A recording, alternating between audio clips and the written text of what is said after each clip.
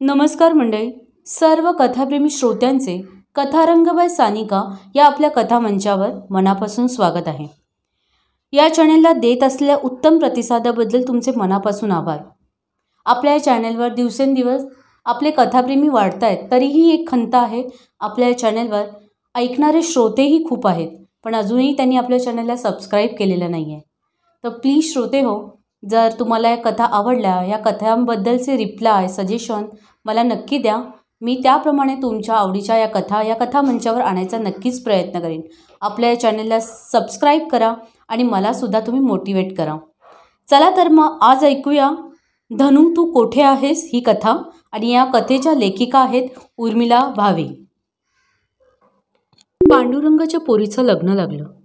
पांडुरंगाची ऐपत बेताचीच होती, तरी त्याने ऐपतीप्रमाणे धनश्रीचं मुलीचं लग्न चांगलंच लावून दिलं होतं. तिच्या सासरची माणसेही चांगली होती. त्यांनी त्यांना कुठे अडवलं नाही. ज्याच्यावर विसंबून विश्वासून धनू सासरी निघाली होती तो फार समजूतदार, शांत होता, थोडा अबोल होता. लेक सासरी निघाली. तिनं बापाला नमस्कार केला, भावाला मिठी मारली, आईच्या गळ्यात पडली. दोघींच्या डोळ्यात अश्रूंचा पूर लोटला. बाहेर सासरची माणसं खोळंबली होती. बैलगाडीवर बैलांचा कासरा धरून गाडीवान थांबला होता. पूर्वीच्या काळी खेडेगावी नवरी मुलगी बैलगाडीतूनच मिरवत सासरी निघे. त्याला वरात म्हणत.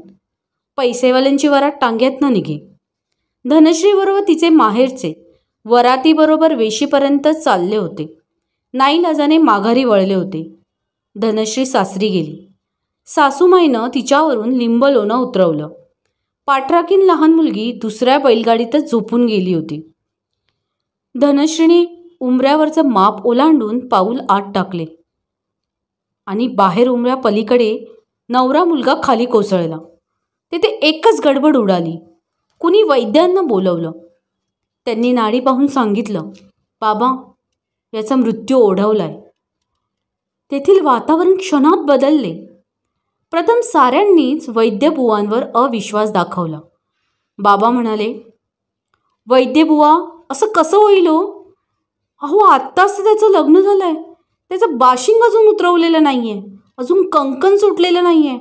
त्याला पुन्हा तुम्ही नीट तपासा. नाही बाबा, त्याची गरज नाही आहे. त्याला हार्ट अटॅक आल्यानं मृत्यू झालाय. मग मात्र सासूतली सासू जागी झाली.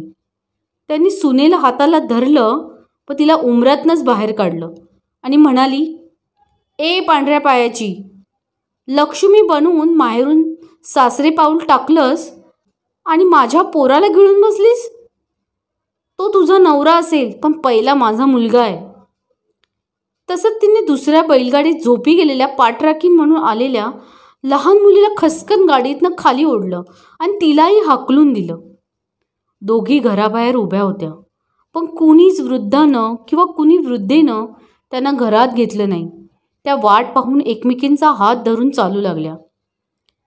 अशा मुलीला एक आपघर म्हणजे सासर, नाही तर बापघर असतं. दुसरीकडे जाणार कुठं? पूर्वीच्या मुली परावलंबी असत, अशिक्षित असत. धनश्रीचं आयुष्य क्षणात उद्ध्वस्त झालं होतं. ती रडत रडत बापाकडे आली. त्या घरचं वातावरण आनंदी होतं. पाहुण्यांनी घर भरलेलं होतं. रात्रीचे 11 वाजून गेले होते. झोपेची तयारी चालू होती. तोच दरवाजा वाजला. आत्ता यावेळी कोण आलं असेल असा विचार करतच दार उघडले गेले आणि सारे चकितच झाले. मनातून थोडे घाबरलेही. दारात धनश्री उभी होती. रडून रडून तिचे डोळे सुजले होते, तर चालून चालून लहान मुलीचे पाय दुखले होते. 6 मैलाचं अंतर त्या चालून आल्या होत्या. पूर्वी पंचक्रोशीतच लग्न होत. मुलीची अशी अवस्था पाहून सारेच धास्तावले. बाबांनी विचारलं, अगं काय झालं? अशी परत का आलीस? दोघीच कशा आलात? तिनं काहीच उत्तर दिलं नाही. ती घरात शिरली व आईच्या कुशीत शिरून तिने हंबरडाच फोडला.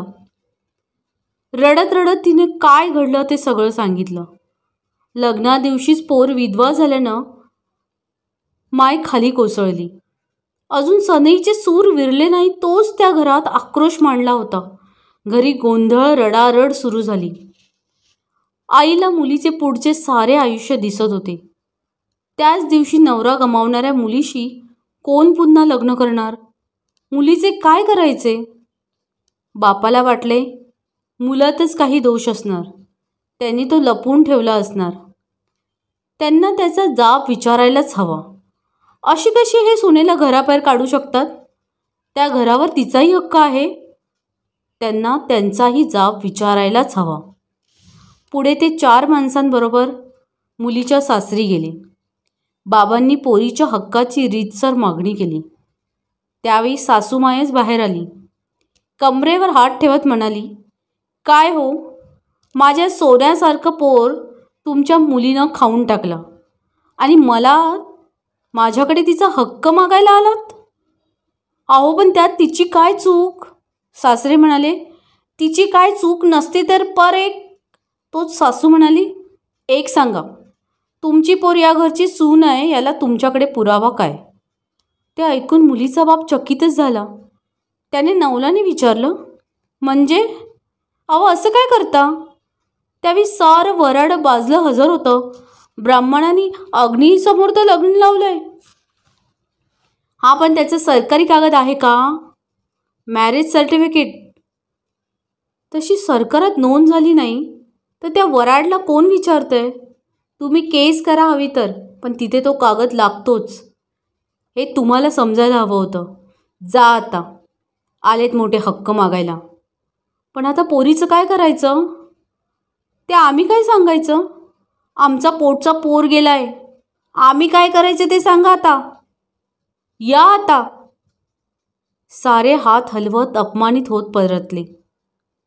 म्हणजे आता आपली बहीण कायमसाठी इथंच राहणार? या विचाराने भावाला स्वतःची काळजी वाटू लागली. बहिणीची लगेच अडगळ वाटायला लागली. कुणी नाही रे कुणाचा जो तो असे स्वार्थाचा. पाहुणेही परतले होते. आई मात्र मुलीला जपत होती. आता या पोरीचं भवितव्य काय? हे विवंचना आई वडिलांना होतीच.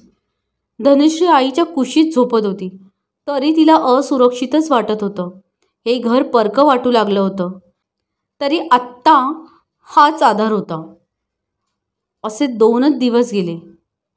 एकदा तिने भावाला फोनवर बोलताना ऐकलं. तो कुणाशी तरी बोलत होता. अगं, घरी धनू परत आली आहे. हो, आत्ता कायमसाठीच ना? लगेच टोकाचा निर्णय घेऊ नकोस. पाहू, यातूनही काही मार्ग निघेल. आपण वेगळं विराड करू. भावापेक्षा लहान असलेली धनू परिस्थितीने मोठी झाली होती. तिने जाणले भावाने स्वतःचे लग्न जमवलेले आहे. त्या लग्नात आपला अडथळा येतोय. तिसऱ्याच रात्री आईजवळ झोपलेली धनश्री नाहीशी झाली होती. रात्री आईला जाग आली तर शेजारी धनू नव्हती. तिला वाटलं गेली असेल बाथरूमला. तिने 5 मिनिटं वाट पाहिली, पण धनू परत आली नाही. त्यांचे बाहेरच्या दाराकडे लक्ष गेले. दाराला मागून कडी नव्हती. तिचे मन धस्स झाले. एक अशुभ दृष्ट शंका तिला आली. तिने मुलाला नवऱ्याला उठवले. त्यांनी दार उघडून बाहेरचा परिसर बघितला. तिला हाका मारल्या, पण उत्तर नाही. आई म्हणाली, लवकर बाहेर पडा, शोध घ्या. ती फार कुठे लांब जाण्याआधी ती सापडायला हवी. मग दोघं काठी कंदील घेऊन बाहेर पडले. भावाला वाटले, आपलं बोलणं तर तिने ऐकलं नसेल ना? तिनं जीवाचं काही बरं वाईट करून घेतलं तर नसेल ना? देवा, धनू सापडू दे. दोघांनी तिला मोठ्याने हाक मारायला सुरुवात केली. रात्रीच्या अंधारात कंदिलाच्या उजेडात काय दिसणार होतं? तरी शोधायला तर हवंच होतं. त्यांना वाटे 3 जण भेटले.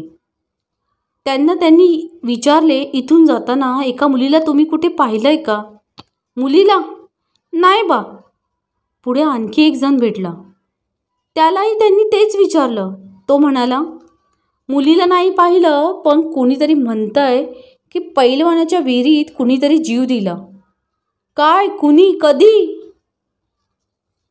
माहीत नाही, पाहिलं नाही, पण तिकडून जाताना विहिरीत कुणीतरी पडल्याचा आवाज मात्र कानावर पडला. मग कोण पडलंय ते पाहिलं नाही का? नाही पाहिलं, हे खरं. बरं, येतो. तो गेला.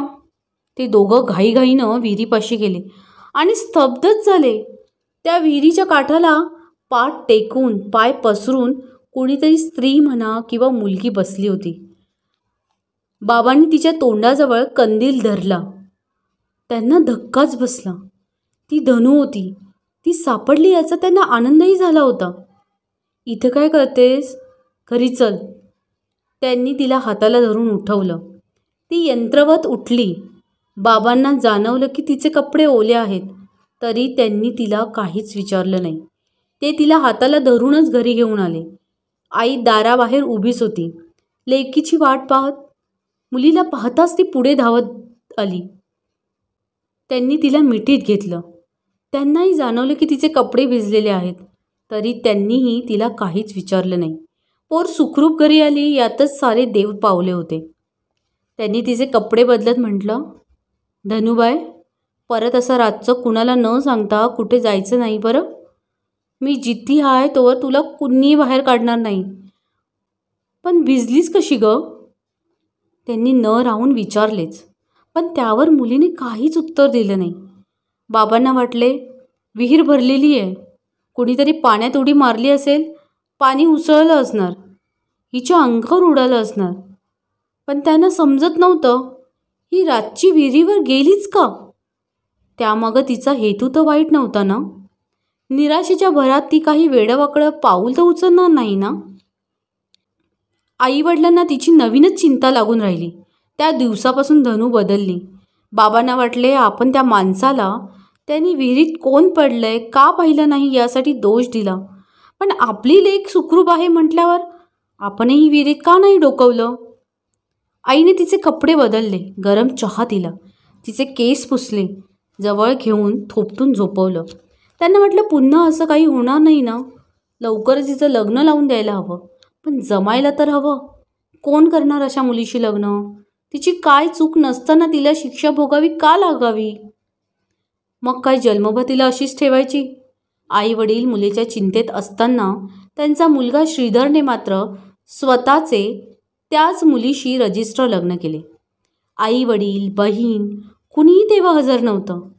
हे आई वडिलांचे दुर्दैव की त्याचे स्वतःचेच कमनशीब, की नवीन आयुष्याच्या सुरुवातीला आई वडिलांचे आशीर्वादही घ्यावेत असे त्याला न वाटावे. धनू म्हणाली, आई, हे सारं माझ्यामुळेच झालंय. आईने तिची समजूत काढली. पण आता धनू बदलली होती, अबोल बनली होती. घरात नैराश्य पसरले होते. घरात कायमसाठी माघारी आलेली मुलगी, मुलगा बायकोला घेऊन निघून गेलेला. घराला कुणाचा आधार नाही. मोडकळीस आलेलं घर लंगडत 3 पायांवर डुगडुगत उभं होतं, मूकपणेच. एका भल्या पहाटे एक जण ओरडत आला. म्हणाला, आओ पांडुरंग, तुमची पोर त्या पैलवानाच्या शेतातनं त्याच्या हिरीकडे जाताना म्या देखली, म्हणून मी तुम्हाला सांगायला आलोय. काय? काहीतरी काय पाहुणं? मग मी काय मंच बोलतोय का? तोवर धनूची आई बाहेर आली. ती म्हणाली, पाहुणं, रात्रीची पाहण्यात काहीतरी चूक झाली असेल. ती पहा, माझी पोर घरातच झोपली आहे, माझ्याजवळच निजत होती, पहा ना. तो सांगणारा मनात म्हणाला, काहीतरी गडबड आहे हे नक्की. 4 दिवसांनी एक जण रात्रीचा असाच ओरडत पांडुरंगाच्या दारी आला. त्यानेही तेच सांगितलं. पांडूबाबा, तुझी पोर पैलवानाच्या शेतात हिरीपाशी उभी आहे, लवकर चल. त्यावेळी धनू आईजवळ झोपलेली होती. आईने आपल्या अंगावरचा पोरीचा हात हलकच बाजूला केला. ती बाहेर आली. पण म्हातारा एवढं बोलून निघून गेला होता. पांडुरंगाला प्रश्न पडला, हे काय चाललंय? गावकरी एकमेकांना नावानिशी ओळखतात, ते अशी मस्करी नाही करणार. ते काठी आणि कंदील घेऊन निघाले. बायको म्हणाली, अहो कुठे जाताय? कुणी काय सांगावं आणि तुम्ही जाताय? तुम्ही तर बघा ना, पोर झोपली आहे, आत चला. ते म्हणाले, हां सारं खरं, पण 2 वेळा पाहुण्यानी हाच का सांगावा द्यावा? तू बिनघोर राहा, मी काय प्रकार आहे ते बघून तर येतो. अहो हे मला काय ठीक वाटत नाही, नका जाऊ बाहेर. हालोच. माझं ऐका, पोरगा पण आताशी नाही आहे, एकटेच कुठे जाताय? तुम्हालाच काय झालं ते मी काय करू? थांबा, आत या. मला काही होणार नाही, पण खरा प्रकार काय आहे ते मला पाहिल्याशिवाय जीवाला चैन पडणार नाही. माझी काळजी करू नको, पोरीकडे पहा, येतो. आणि ते गेलेच. तिच्या जीवाला चिंता लावून गेले. घरी पोर एकटीच असल्याने त्यांना नवऱ्याबरोबर जाणे शक्य नव्हते. त्या नवऱ्याची काळजी करत कंदिलाच्या प्रकाशात जागत बसून राहिल्या. नवरा एकटाच गेल्यामुळे त्यांना त्यांना जास्त काळजी वाटत होती. तिकडे मुलगा बायकोवर मजा मारतोय, इकडं घरी आई वडिलांवर काय संकट ओढवलंय याची त्याला फिकीर करायचं कारण नव्हतं. धनश्रीची आई या दोन्ही सांगाव्यामुळे चक्रावलीच होती. आता नवरा घरी आल्यावर सारा उलगडा होणारच होता. त्या त्यांची वाट पाहत बसल्या होत्या. पांडुरंग धावतच पैलवानाच्या शेताकडे निघाले. त्यांना पाहून एक जण मूकपणेच त्यांना काहीही न विचारता त्यांच्या सोबत चालत होता, कारण त्यांनाही कानावर वार्ता गेलीच होती. पांडुरंगानेही त्यांच्याबरोबर येण्याला काही हरकत घेतली नाही. त्यांनाही कुणाची तरी सोबत हवीच होती. दोघं त्या पैलवानाच्या शेतीकडे विहिरीपाशी पोचले, पण त्यांना लांबूनच दिसलं विहिरीपाशी खाली पाय पसरून कुणीतरी मुलगी किंवा स्त्री बसली आहे, मागच्याच प्रमाणे. पांडुरंगाने नकळतच सोबत्याकडे पाहिलं. ती दोघं घाईने तेथे गेले आणि त्या मुलीला पाहून चक्रावलेच, कारण ती खरंच पांडुरंगाची पोर धनश्री होती. ते पाहून पांडुरंगाला मागची आठवण झाली. तेव्हाही अशीच हिरीजवळ पाय पसरून बसली होती. आपणच तिला घरला जाणले होते, पण आता तर तिच्या मायजवळ ती झोपली आहे. मग ही इथं? पांडुरंगाला तर भोवळच आली. सोबत्याने त्याला सावरलं. सोबती होता म्हणून बरं झालं. पांडुरंगाने खाली वाकून धनूच्या खांद्याला धरलं व म्हटलं, उठ धनुबाळा, घरी चल. इथं का आलीस? चल. म्हणत धनू उठली. झटकन तिने विहिरीला वळसा घातला. अगं अगं तिकडे कुठे चाललेस? असं पांडुरंग म्हणत आहे तोच तिने धापकाने विहिरीत उडी मारली. पांडुरंग आणि सोबती जागेवरच थबकले, दचकले. त्यांनी विहिरीत डोकावून पाहिलं, पण अंधाऱ्या रात्री त्या कंदिलाच्या मिनमिनत्या प्रकाशात काय दिसणार? पांडुरंगाने जोडे काढले, टोपी उतरवली, धोतर सोडू लागला. सोबती म्हणाला, पांडुरंगा, तुझ्या पोरीसाठी तूही हिरीत उडी मारलीस तर तुम्हाला दोघांना वर कोण काढायचं आणि कसं काढणार? मग सोबती बांधावर गेला. त्यानं बोंब ठोकली. 4 माणसं जमा झाली. त्याने सांगितले, पांडुरंगाची पोर हिरीत पडली आहे. एक जण धावतच पुढे आला. त्याने विहिरीला रहाटाला बांधलेला कासरा सोडला. त्याने तो स्वतःच्या कमरेला आवळला. तो तरणा गडी विहिरीत उतरला. त्याने हात पसरले. त्याच्या हाताला ती लागली. त्याने कासऱ्याचे टोक तिच्या भोवती बांधले व म्हणाला, हा मोठा धरा. साऱ्यांनी तिला वर काढली. कासरा पुन्हा विहिरीत सोडला. त्याला धरून तरुण वर आला. धनू ठीक बसूही शकत नव्हती. साऱ्यांनी मिळून धनश्रीला बाजेवर घातले व बाज उचलून घरी चालवली. बाहेर गोंधळ ऐकून आई उठली. ती एवढा वेळ बाहेरच उभी होती, पण नंतर धनूजवळ गेली होती. दारावर थापा पडत होत्या. हलकच दार उघडलं गेलं आणि सारे चक्रावले. त्यांची तंतरलीच, कारण दार धनश्रीने उघडलं होतं. सर्वांकडे पाहून स्मितहास्य केलं. बाबांना उभ्यानेच हात जोडले व ती दारातच गुप्त झाली. हे काय? हे असं कसं झालं? साऱ्यांनाच भीतीने कापरं भरलं. त्यांनी भीतच पाठीमागे खाटल्याकडे पाहिलं, तर खाटल्यावर कुणीच नव्हतं. तो प्रकार पाहून कित्येकांनी बोंब मारत पळ काढला होता. पांडुरंगांना वाटलंय, एवढं झालं तरी आपली पत्नी का नाही बाहेर आली? त्यांनी आत जाऊन पाहिलं तर ती गाढ झोपली होती. त्यांना ते जरा विचित्रच वाटलं. त्यांनी तिला हलवून उठवलं. ती उठून बसली. त्यांनी विचारलं, आपली धनू कुठे आहे? तिने न गांगरता म्हटलं, ती विहिरीत आहे. काय म्हणतेय? सगळं काय बोलतेय? हो, ती मला सांगून गेली होती. बायकोचं ती विसंगत बोलणं ऐकून पांडुरंग हैराण झाले. त्यांना आठवलं, मगाशी धनूसाठी आपण बाहेर निघालो तर हीच सांगत होती कुणावर विश्वास ठेवताय. धनू माझ्याजवळ झोपली आहे आणि आता म्हणते ती विहिरीत आहे. विहिरीत आहे म्हणजे धनू कधीपासून विहिरीत आहे? आपण तिला पहिल्या वेळी घरी आणले ते विहिरीजवळूनच. मग ती विहिरीतच राहते का? मग घरी कोण राहतंय? पांडुरंगांना काहीच समजेनासे झाले. कशाचीच संगत त्यांना लागत नव्हती. त्यांचे डोके अति विचाराने भणभणू लागले. यावेळी त्यांना आधार वाटला तो पोराचाच. त्यांना वाटलं कुणाबरोबर तरी निरोप द्यावा त्या पोराला आणि पोराला बोलवून घ्यावे. तोही याच घरचा मुलगा आहे, धनूचा भाऊ आहे. त्याचीही काही जबाबदारी आहे. त्याला हे सारे माहिती व्हायलाच हवं. पुढे काय करायचे हे त्याने त्याचे ठरवावे. ते असा विचार करतच आहेत तोच श्रीधर पत्नीसह घरात शिरला. आईनं त्याला मिठी मारली, रडू लागली. तो म्हणाला, बाबा माझ्यामुळेच धनूने हिरीत जीव दिलाय. बाबा म्हणाले, अरे ऐक मग रड. धनू मेली आहे. तिला हिरीतनं आम्हीच बाहेर काढली, पण ती आता हाय कुठं? म्हणजे अरे तिने हिरीत जीव दिला असा गलका झाला तेव्हा ती घरात मायजवळ झोपली होती. काय? असे कसे होईल? असंच झालंय. आता तर ही जीव दिलेली आणि घरातली जित्ती दोघी पण गायब आहेत. मेली म्हणावं तर तिचं मडं दिसत नाहीये. अग्नी द्यायचा तरी कुणाला? हे काय आक्रीतच. मला वाटलं तिला अजून हिरीतनं बाहेर काढायची आहे.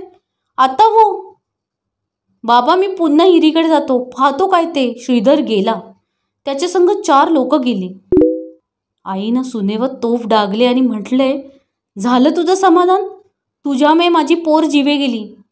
जाताना श्रीधरच्या कानी शब्द आले. तो आवाज धनूचा होता. दादा, आता मी नाही आहे. आता तू घरी राहा. आई बाबांना आधार दे. आता घरात माझा अडसर नाही आहे, माझी अडगळ नाही आहे. खरं ते मी माझ्या लग्न रात्रीच गेली आहे. काय? होय, पण मी एवढे दिवस प्रेतात्मा होते. आता मी मोकळी झाली. आई बाबांना सांभाळ, त्यांना आधार दे. नाही ग धनू, माझी चूक झाली. आता त्याचा उपयोग नाही आहे. श्रीधर धनुशी संवाद साधत विहिरीजवळ पोचला तर तेथे धनश्रीचे शव पडले होते. बाबांनी तिला मिठी मारून कवटाळले, रडत म्हणाले, का गेलीस बाळा आम्हाला सोडून? तुझ्याशिवाय जगणं फार कठीण आहे ग. श्रीधरने तसेच इतर माणसांना त्यांना सावरले. तिच्यावर अग्निसंस्कार केला. आज या गोष्टीला बराच काळ लोटलाय, पण आजही घरामध्ये धनूचा वावर आहे ते जाणवते. कधी कधी ती गावकऱ्यांना त्याच पैलवानाच्या विहिरीपाशी गवतात पाय पसरून बसलेली दिसते. दर अमावस्या पौर्णिमेला त्या विहिरीत नारळ सोडला जातोय. असंही घडू शकतं? नाही, घडले आहे. लोक बोलतात. अहमदनगर या जिल्ह्यातील पाथर्डी तालुक्यातील खेड गावची ही 1968ची घटना आहे. त्या मृतात्म्याला सद्गती मिळाली असेल असेच मानायचे. श्रोते हो, कशी वाटली ही गूढ कथा? मला तर त्यात एक वेदना जाणवली. तुम्हाला काय वाटतं या कथेबद्दल? नक्की कमेंट करून सांगा. घेऊन येईन अशीच एखादी छानशी कथा लवकरच. तोपर्यंत नमस्कार.